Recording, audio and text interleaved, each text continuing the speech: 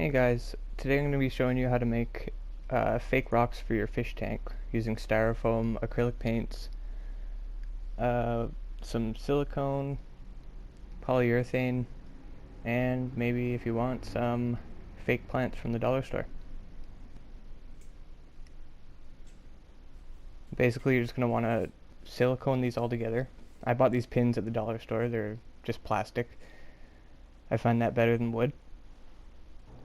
So the silicone you can just pick up at your local hardware store. Just make sure it's window and door trim, or you can go to the pet store and pick up aquarium safe silicone, but window and door trim silicone is probably the best choice for me anyway. Just make sure it doesn't have the mold resistance in it. The acrylic paint you can just pick up at the dollar store.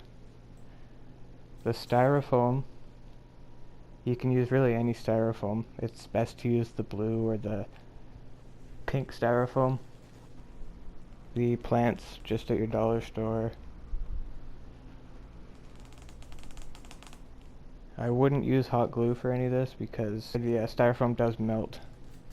If you do use spray foam, you can get the aquarium safe stuff or the stuff from this local hardware store. Just the cheapest stuff is usually the best. But you really want to be careful because it does absorb water if there's any little hole in it. I just use the Minwax polyurethane. Just as long as it's just regular old polyurethane should work. Basically you're just going to want to take the pin and just stick it through, like I'm about to do here. The pins are pretty much just to hold it together tighter, make them stronger.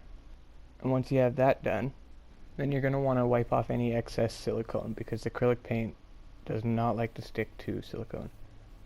Oh, when you're done you should have something that looks like this or whatever design you choose. Silk plants from the dollar store or plastic, just make sure they're not that paper or compressed cardboard. Feel it and you should know. If you do want to do this, you probably should put them in before you paint it and let the silicone dry, and make sure you wipe away any excess silicone, obviously. And I picked these up just at the local dollar store, Dollarama or Dollar Tree.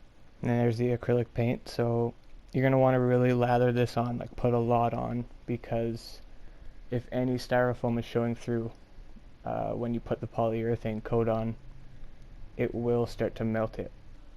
So you want to really make sure that you put a thick coat on for your first coat.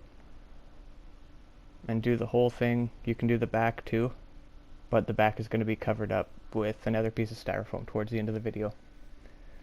Now you're really going to want to let this dry, like let it sit for a couple days and just give it a smell every once in a while, see if it smells like paint. If it doesn't, it's usually means it's pretty dry. And all the seams where the silicone is, you're going to want to really put a thick coat of paint on there.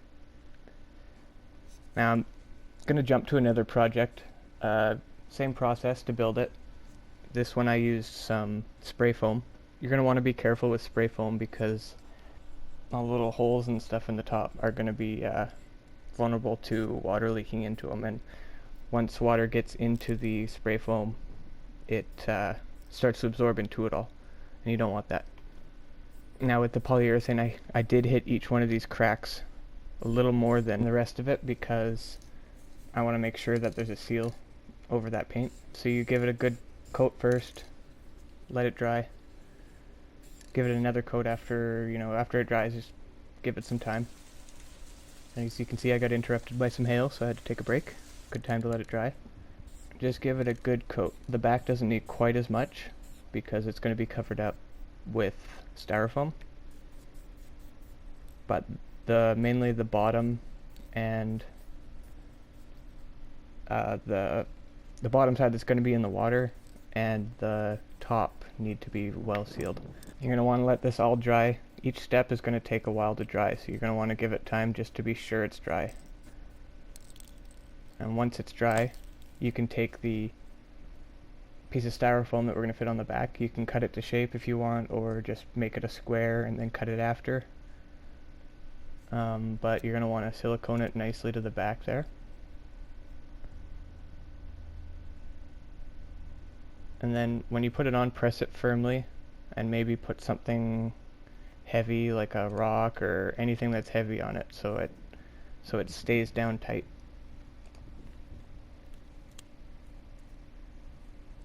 And the final step, this is another project I've been working on. I did the exact same process with this one, just this one's been sitting for a while, so I know it's all dry. I don't want to rush the other ones and screw up my fish tank.